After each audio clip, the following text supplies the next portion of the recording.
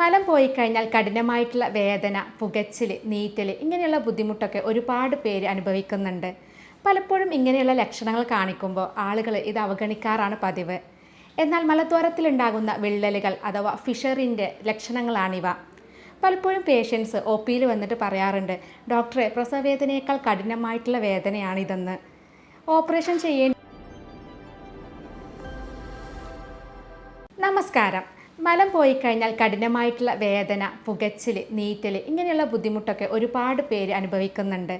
പലപ്പോഴും ഇങ്ങനെയുള്ള ലക്ഷണങ്ങൾ കാണിക്കുമ്പോൾ ആളുകൾ ഇത് അവഗണിക്കാറാണ് പതിവ്. എന്നാൽ മലദ്വാരത്തിലുണ്ടാകുന്ന വിള്ളലുകൾ അഥവാ ഫിഷറിൻ്റെ ലക്ഷണങ്ങളാണിവ.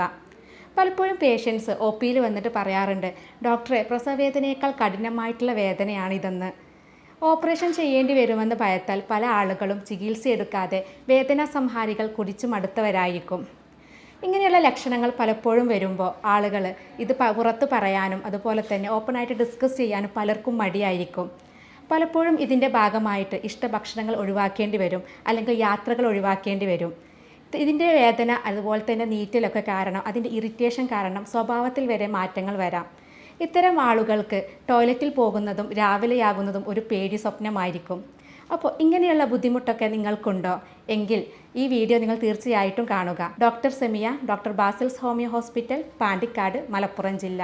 പൈൽസ്, ഫിഷർ, ഫിസ്റ്റുല എന്നീ രോഗങ്ങൾ എല്ലാവർക്കും പരിചിതമായിരിക്കും. പല പേഷ്യൻസും ഒ പിയിൽ വന്നിട്ട് പറയാറുണ്ട്, ഡോക്ടറെ കഠിനമായിട്ടുള്ള വേദനയാണ്, എനിക്ക് പൈൽസ് ആണെന്ന് തോന്നുന്നു എന്ന് പറയും. എന്നാൽ ഇങ്ങനെ വേദന വരുന്നത് പൈൽസ് രോഗം കൊണ്ടല്ല, മലദ്വാരത്തിലുണ്ടാകുന്ന ഫിഷർ അഥവാ മലദ്വാരത്തിൽ വരുന്ന വിള്ളലുകളാണ്. മലം കട്ടിയായിട്ട് പോവുക അല്ലെങ്കിൽ കൂടുതൽ പ്രാവശ്യമായിട്ട് മലം പോകുന്ന സമയത്ത് മലദ്വാരത്തിൻ്റെ സൈഡ് പൊട്ടിയിട്ട് വിള്ളൽ വരുന്നതിനെയാണ് നമ്മൾ ഫിഷർ എന്ന് പറയുന്നത്. എന്നാൽ പൈൽസ് അങ്ങനെയല്ല, മലദ്വാരത്തിലുണ്ടാകുന്ന നരമ്പുകൾ തടിക്കുന്നതിനെയാണ് പൈൽസ് എന്ന് പറയുന്നത്. ഇങ്ങനെ തടിച്ച് നിൽക്കുന്ന സമയത്ത് നമ്മുടെ മലദ്വാരത്തിലൂടെ മലം പോകാൻ സ്പേസ് കുറവായിരിക്കും. ഈ സമയത്ത് നമ്മൾ കൂടുതൽ പ്രഷർ കൊടുക്കുന്ന സമയത്ത് മലദ്വാരത്തിൻ്റെ സൈഡ് പൊട്ടിയിട്ട് ഫിഷർ വരാം. അങ്ങനെയാണ് നമുക്ക് പൈൽസ് ഉള്ള രോഗികൾക്ക് വേദന വരുന്നത്. എന്നാൽ ഫിസ്റ്റുല ഇത് രണ്ടുമല്ല. നമ്മുടെ മലദ്വാരത്തിൽ മാറിയിട്ട് ചെറിയ ഹോള് വന്ന് അതിൽ നിന്ന് ചെറിയ തടിപ്പുണ്ടായി അതിൽ നിന്ന് പഴുപ്പും നീരും പോകുന്നതിനെയാണ് നമ്മൾ ഫിസ്റ്റുല എന്ന് പറയുന്നത്. അപ്പോൾ ഇത്തരം രോഗങ്ങൾ പലപ്പോഴും നമ്മൾ ചികിത്സ എടുക്കാൻ പോകുമ്പോൾ സർജറി ആയിരിക്കും പറയുന്നുണ്ടാവുക. എന്നാൽ സർജറി ചെയ്ത് കഴിഞ്ഞാൽ ഒരു 90% കേസിലും ഇത് തിരിച്ചു വരാറുണ്ട്. മിക്ക ആളുകളും ഓയിൻമെൻറ്റുകൾ സ്ഥിരമായിട്ട് പുരട്ടാറുണ്ട്, ഓയിലുകൾ പുരട്ടാറുണ്ട്, സ്ഥിരമായിട്ട് സിറ്റ്സ് ബാത്ത് ചെയ്യുന്നവരുണ്ട്, മോഷൻ ക്ലിയർ ആവാൻ വേണ്ടിയിട്ട് സ്ഥിരമായിട്ട് മരുന്നുകൾ ഉപയോഗിക്കുന്നുണ്ട്. ഇതൊക്കെ പ്രോപ്പറായിട്ട് ചെയ്ത് കഴിഞ്ഞാലും ചില ആളുകൾക്ക് ഇത്തരം രോഗങ്ങൾ മാറിക്കിട്ടില്ല. അതിനുള്ളൊരു പ്രധാന കാരണം എന്ന് പറയുന്നത് അവരുടെ ലൈഫ് സ്റ്റൈലാണ്. അവരുടെ ഭക്ഷണ രീതിയിലുള്ള പ്രശ്നങ്ങളും അവരുടെ ജീവിത രീതിയിലുള്ള മാറ്റങ്ങൾ കൊണ്ടൊക്കെയാണ് ഈ ഒരു ബുദ്ധിമുട്ടുകൾ വരുന്നത്. പലപ്പോഴും ആളുകൾ സർജറി ചെയ്യുന്നത് എളുപ്പത്തിനായിരിക്കും, പെട്ടെന്ന് അസുഖം മാറാനായിരിക്കും. എന്നാൽ മലദ്വാരത്തിലുണ്ടാകുന്ന ഇങ്ങനെയുള്ള അസുഖങ്ങൾ, പൈൽസ്, ഫിഷർ, ഫിസ്റ്റുല ഏതുമാവട്ടെ, ഇങ്ങനെയുള്ള അസുഖങ്ങൾ വന്നു കഴിഞ്ഞിട്ടുണ്ടെങ്കിൽ നമ്മൾ ആദ്യം ചികിത്സിക്കേണ്ടത് നമ്മുടെ ആമാശയത്തിൻ്റെ ഭാഗത്തും അതുപോലെ തന്നെ ചെറുകുടലിലും വൻകുടലിലും എന്തെങ്കിലും ബുദ്ധിമുട്ടുണ്ടോ എന്ന് നോക്കി അതിനുള്ള കറക്റ്റായിട്ടുള്ള ചികിത്സയാണ് എടുക്കേണ്ടത്. അത് കറക്റ്റായിട്ട് എടുത്തു കഴിഞ്ഞാൽ തന്നെ നമുക്കിത് പൂർണ്ണമായിട്ട് മാറ്റിയെടുക്കാൻ പറ്റും. അപ്പോൾ എന്തുകൊണ്ടാണ് ഫിഷർ വരുന്നത്, അതിൻ്റെ കാരണങ്ങൾ മനസ്സിലാക്കി അത് കറക്റ്റായിട്ട് നമ്മൾ ചികിത്സ എടുത്തു കഴിഞ്ഞാൽ അതിൻ്റെ കൂടെ തന്നെ നമ്മൾ ജീവിത രീതിയിൽ മാറ്റങ്ങൾ വരുത്തി കഴിഞ്ഞാൽ ഇത്തരം അസുഖങ്ങൾ നമുക്ക് ഓപ്പറേഷൻ ഇല്ലാതെ തന്നെ മാറ്റിയെടുക്കാൻ കഴിയാറുണ്ട്. അതുപോലെ തന്നെയാണ് ഡെലിവറി സമയത്ത് നമ്മൾ കൂടുതലായിട്ട് പ്രഷർ കൊടുക്കുമ്പോൾ അല്ലെങ്കിൽ കുട്ടിനെ പുൾ ചെയ്യുന്ന സമയത്ത് മലദ്വാരത്തിൻ്റെ ഭാഗത്ത് വിള്ളലുകൾ വന്നിട്ട് അങ്ങനെയും ഫിഷർ വരാറുണ്ട്. സ്ത്രീകളിൽ മെയിനായിട്ട് വരുന്നത് ഇത്തരം കാരണങ്ങൾ കൊണ്ടാണ്. പ്രവാസികളിൽ സ്ഥിരമായിട്ട് വരാനുള്ളൊരു പ്രധാന കാരണം അവരുടെ ലൈഫ് സ്റ്റൈലിലും അവരുടെ ഭക്ഷണ രീതിയിലുള്ള മാറ്റങ്ങളാണ്. പല പ്രവാസികളും നമ്മുടെ അടുത്ത് വരാറുണ്ട്. അവരവിടെ നിന്ന് ലീവൊക്കെ എടുത്ത് നാട്ടിൽ വന്ന് സർജറിയൊക്കെ ചെയ്ത് തിരിച്ചു പോകും. എന്നാൽ വീണ്ടും വന്നിട്ടുണ്ടെന്ന് പറഞ്ഞ് ചികിത്സ എടുക്കാനായിട്ട് നമ്മളുടെ അടുത്ത് വരാറുണ്ട്. ഇതിനുള്ളൊരു പ്രധാന കാരണം അവരുടെ ലൈഫ് സ്റ്റൈൽ തന്നെയാണ്. കൂടുതൽ ഇരുന്നിട്ടുള്ള ജോലി, അതല്ലെങ്കിൽ കൂടുതൽ വ്യായാമക്കുറവ്, അതുപോലെ തന്നെ ഡ്രൈവിംഗ് ജോലിയൊക്കെ ചെയ്യുന്ന ആളുകളിൽ, ഇങ്ങനെയുള്ള ആളുകളിലാണ് ഇത് കൂടുതലായിട്ട് കണ്ടുവരുന്നത്. അതുപോലെ തന്നെയാണ് അവരുടെ ഭക്ഷണ രീതിയും. പുറത്തുനിന്നുള്ള ഭക്ഷണങ്ങൾ, അതുപോലെ തന്നെ ഫാസ്റ്റ് ഫുഡ് കാര്യങ്ങളൊക്കെ കൂടുതലായിട്ട് അവർ കഴിക്കും. ഇങ്ങനെയുള്ള ഭക്ഷണങ്ങൾ കൊണ്ടും അവർക്ക് മലബന്ധം വരാനും അത് ഫിഷർ രോഗത്തിലേക്ക് നയിക്കുകയും ചെയ്യും. പുരുഷന്മാരിൽ ഫിഷർ രോഗം വരാനുള്ള ഒരു പ്രധാന കാരണവും അവരുടെ ഭക്ഷണ രീതിയാണ്. പുറത്തുനിന്നുള്ള ഫാസ്റ്റ് ഫുഡ്, അതുപോലെ തന്നെ മൈദ അടങ്ങിയിട്ടുള്ള പൊറോട്ട, കുബൂസ്, റൊട്ടി, പാസ്ത പോലെയുള്ള മൈദ കൂടുതൽ അടങ്ങിയിട്ടുള്ള ഫുഡുകൾ, അതുപോലെ തന്നെ ജങ്ക് ഫുഡുകളൊക്കെ കൂടുതലായിട്ട് ഭക്ഷണത്തിൽ ഉൾപ്പെടുത്തുക. ഇങ്ങനെയുള്ള ഭക്ഷണശീലങ്ങളാണ് അത് മലബന്ധത്തിലേക്ക് നയിക്കുന്നതും പിന്നെ ഫിഷർ രോഗത്തിലേക്ക് നയിക്കുന്നതും. അതുപോലെ തന്നെയാണ് അവരുടെ ടോയ്ലറ്റ് ശീലങ്ങൾ.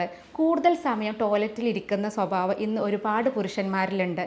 കൂടുതൽ സമയം ഫോൺ ഉപയോഗിക്കുക ടോയ്ലറ്റിൽ ഇരുന്നു കൊണ്ട്, അതുപോലെ തന്നെ ന്യൂസ് പേപ്പർ വായിക്കുക, സ്മോക്ക് ചെയ്യുക, ഇങ്ങനെയുള്ള ശീലങ്ങളൊക്കെ ഉള്ള ആളുകളാണെങ്കിൽ അത് പൂർണ്ണമായിട്ട് ഒഴിവാക്കുന്നതാണ് ഏറ്റവും നല്ലത്. കാരണം ഇത്തരം ശീലം ഉണ്ടാകുമ്പോൾ, കൂടുതൽ സമയം ഇരിക്കുമ്പോൾ കൂടുതൽ നമ്മുടെ മസിൽസുകൾക്ക് ഇറിറ്റേഷൻ വരികയും അത് മലബന്ധം ഉണ്ടാക്കാനും അതുപോലെ തന്നെ അത് ഫിഷർ രോഗത്തിലേക്ക് നയിക്കുകയും ചെയ്യും. ഇങ്ങനെയുള്ള കാരണങ്ങൾ കൊണ്ടൊക്കെയാണ് ഫിഷർ രോഗങ്ങൾ വരുന്നത്.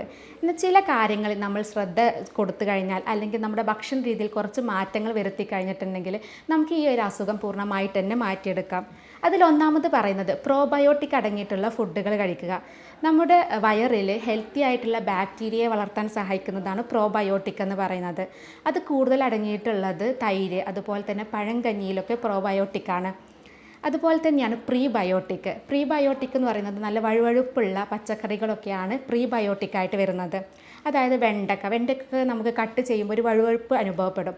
ഇതിലൊക്കെ കൂടുതലായിട്ട് പ്രീബയോട്ടിക് ഉണ്ട്. അപ്പോൾ ഇത്തരം ഭക്ഷണങ്ങൾ നമ്മൾ കൂടുതലായിട്ട് ഉൾപ്പെടുത്തുന്നത് മലബന്ധം ഒഴിവാകാനും അത് ഫിഷർ രോഗം വരാതിരിക്കാനും വേണ്ടിയിട്ടും സഹായിക്കും. രണ്ടാമത് പറയുന്നത് ജ്യൂസുകളാണ്. അത് പച്ചക്കറികളുടെ ജ്യൂസ് ഉപയോഗിക്കാറുണ്ട്, അതുപോലെ തന്നെ ഫ്രൂട്ട്സിൻ്റെ ജ്യൂസൊക്കെ ഉപയോഗിക്കാറുണ്ട്. ഇങ്ങനെ ഫ്രൂട്ട്സുകളുടെ ജ്യൂസ് ഉപയോഗിക്കുമ്പോൾ നമ്മൾ കൂടുതൽ ആളുകളും അത് അരിച്ചാണ് ഉപയോഗിക്കുന്നത്. അങ്ങനെ ചെയ്യുമ്പോൾ കൂടുതലായിട്ടും അതിലുള്ള ഫൈബറുകളൊക്കെ നമ്മൾ കളയുകയാണ് ചെയ്യുന്നത്. അതിൽ നിന്ന് നമുക്ക് കിട്ടുന്നത് വെറും ഫ്രക്ടോസും അതുപോലെ ഗ്ലൂക്കോസ് മാത്രമായിരിക്കും. അതുകൊണ്ട് തന്നെ നമ്മൾ അരിക്കാതെ വേണം ഇത്തരം ജ്യൂസുകൾ ഉപയോഗിക്കാൻ. അതുപോലെ തന്നെയാണ് വെജിറ്റബിൾ ജ്യൂസുകൾ. പല ആളുകളും സ്ഥിരമായിട്ട് പാവക്ക ജ്യൂസ് കഴിക്കാറുണ്ട്, അതുപോലെ അലോവേറ ജ്യൂസൊക്കെ കഴിക്കാറുണ്ട്. എന്നാൽ സ്ഥിരമായിട്ട് പാവക്ക ജ്യൂസ് കഴിക്കുന്നത് നമ്മുടെ കിഡ്നിക്ക് ഡാമേജ് വരുത്തും. അതുകൊണ്ട് തന്നെ അത്തരം ജ്യൂസുകൾ നമ്മൾ ആഴ്ചയിൽ 1-2 ദിവസം ഉപയോഗിക്കുന്നതാണ് നല്ലത്. ഇത്തരം ജ്യൂസുകൾ ഉപയോഗിക്കുന്നത് നമുക്ക് മലബന്ധം ഒഴിവാക്കാൻ വേണ്ടി സഹായിക്കുന്നതാണ്. അതുപോലെ പേരക്ക, പപ്പായ, പാഷൻ ഫ്രൂട്ട്, ഇതിലൊക്കെ കൂടുതലായിട്ട് ഫൈബർ അടങ്ങിയിട്ടുണ്ട്. ഇത്തരം ഫ്രൂട്ട്സുകൾ സ്ഥിരമായിട്ട് കഴിക്കുന്നതും വളരെ നല്ലതാണ്. ഇനി മറ്റൊരു കാര്യം ശ്രദ്ധിക്കേണ്ടത്, ഫാറ്റ് കണ്ടൻറ്റ് കൂടുതലുള്ള ഭക്ഷണങ്ങൾ കഴിക്കുന്നതും ഈ ഫിഷർ രോഗം വരാതിരിക്കാൻ വേണ്ടി സഹായിക്കും. സാധാരണ ഫാറ്റ് കണ്ടൻറ്റ് കൂടിക്കഴിഞ്ഞിട്ടുണ്ടെങ്കിൽ നമുക്ക് ബൈലിൻ്റെ സെക്രീഷൻ കൂടുതലാവുകയും ഇത് നമ്മുടെ വയറിലുള്ള ദഹനം കൂടുതലാക്കുകയും ചെയ്യും. അതുകൊണ്ട് തന്നെ മലബന്ധം വരാതെ സഹായിക്കും. അതുകൊണ്ട് തന്നെ ഫാറ്റ് കൂടുതൽ അടങ്ങിയിട്ടുള്ള മീനുകൾ, അതുപോലെ തന്നെ ചീസ്, ബട്ടർ, അവോക്കാഡോ പഴം, ഇതൊക്കെ കൂടുതലായിട്ട് ഭക്ഷണത്തിൽ ഉൾപ്പെടുത്തുക. എന്നാൽ ഇത്തരം ഫുഡുകൾ സ്ഥിരമായിട്ട് ഉപയോഗിക്കാതിരിക്കുക. കാരണം ഫാറ്റ് കണ്ടൻറ്റ് കൂടുതലായി കഴിഞ്ഞാലും നമ്മുടെ ശരീരത്തിന് അത് പ്രശ്നങ്ങളുണ്ടാക്കും. അതുപോലെ തന്നെ വളരെ പ്രധാനപ്പെട്ട ഒന്നാണ് വെള്ളം കുടിക്കുക. നമ്മൾ ഡെയിലി ഒരു 2-2.5 ലിറ്റർ വെള്ളം കുടിക്കേണ്ടത് അത്യാവശ്യമാണ്. അത് നമുക്ക് മലബന്ധം വരാതിരിക്കാൻ വേണ്ടിയിട്ടും അതുപോലെ ഫിഷർ പോലെയുള്ള രോഗങ്ങൾ വരാതിരിക്കാൻ വേണ്ടിയിട്ടും സഹായിക്കും. അപ്പോൾ പൈൽസ്, ഫിഷർ, ഫിസ്റ്റുല ഇങ്ങനെയുള്ള രോഗങ്ങൾ വന്നു കഴിഞ്ഞാൽ, അല്ലെങ്കിൽ ഇതിൻ്റെ ലക്ഷണങ്ങൾ കാണിച്ചു കഴിഞ്ഞാൽ തീർച്ചയായിട്ടും ഒരു ഡോക്ടറെ കാണിച്ച് നമ്മൾ അതിനുള്ള കറക്റ്റായിട്ടുള്ള ചികിത്സ എടുക്കണം. പലപ്പോഴും ഈ രോഗം നിർണ്ണയിക്കുന്നത് നമ്മൾ അതിൻ്റെ ലക്ഷണങ്ങൾ നോക്കിയിട്ടാണ്. അതുപോലെ തന്നെ നമ്മൾ റെക്ടൽ എക്സാമിനേഷൻ, നമ്മൾ ആ ഭാഗം പരിശോധിച്ച് കഴിഞ്ഞാൽ അത് പൈൽസ് ആണോ, ഫിഷർ ആണോ, ഫിസ്റ്റുലയാണോ, അല്ലെങ്കിൽ മറ്റെന്തെങ്കിലും രോഗമാണോ എന്നുള്ളത് നമുക്ക് മനസ്സിലാക്കാൻ പറ്റും. എന്നാൽ കൂടുതൽ ഉള്ളിലോട്ടുള്ള എന്തെങ്കിലും അസുഖമാണെങ്കിൽ, അല്ലെങ്കിൽ ഇൻറ്റേർണൽ പൈൽസ് ഒക്കെ ആണെങ്കിൽ നമുക്ക് ഉള്ളിലോട്ട് കുഴലിറക്കിയിട്ടുള്ള കൊളനോസ്കോപ്പി പോലെയുള്ള ടെസ്റ്റുകൾ ചെയ്യേണ്ടി വരും. അത്തരം ടെസ്റ്റുകൾ ചെയ്ത് കഴിഞ്ഞാൽ നമുക്ക് കറക്റ്റായിട്ട് എന്താണ് അസുഖം എന്നുള്ളത് അറിയാൻ പറ്റും. ഇനി ചികിത്സയിലേക്ക് വരികയാണെങ്കിൽ ഇതിന് വളരെ ഫലപ്രദമായിട്ടുള്ള ചികിത്സ ലഭ്യമാണ്. നമ്മളിവിടെ ചെയ്യുന്നത് രോഗിയുടെ ശാരീരികവും മാനസികവുമായിട്ടുള്ള കാര്യങ്ങൾ പഠിച്ച് യൂറോപ്യൻ നിർമ്മിത സോഫ്റ്റ്വെയറുകൾ ഉപയോഗിച്ച് രോഗനിർണയവും മരണനിർണയവും നടത്തുകയാണ് ചെയ്യുന്നത്. ജർമ്മനിയിൽ നിന്ന് ഇറക്കുമതി ചെയ്യുന്ന പൊട്ടൻസി മരുന്നുകളാണ് നമ്മളിവിടെ ഉപയോഗിക്കുന്നത്. അതുകൊണ്ട് തന്നെ കൂടുതൽ ആളുകൾക്ക് ഇത്തരം രോഗങ്ങൾ പൂർണ്ണമായി മാറ്റിയെടുക്കാൻ നമുക്ക് സാധിച്ചിട്ടുണ്ട്. ഇനി നേരിട്ട് ഹോസ്പിറ്റൽ വരാൻ ബുദ്ധിമുട്ടുള്ളവർക്ക് നമ്മൾ മെഡിസിൻ കൊറിയറായിട്ട് നേരിട്ട് വീട്ടിലേക്ക് എത്തിക്കുന്നുണ്ട്. ഇത്തരം ചികിത്സാ രീതിയെക്കുറിച്ച് അറിയാനും ഓൺലൈൻ കൺസൾട്ടേഷനെ കുറിച്ച് അറിയാനും ഈ താഴെ കാണുന്ന നമ്പറിൽ ബന്ധപ്പെടാവുന്നതാണ്. സ്നേഹത്തോടെ doctor Semiya, doctor Basil's homeo hospital, Pandikkad, Malappuram ജില്ല.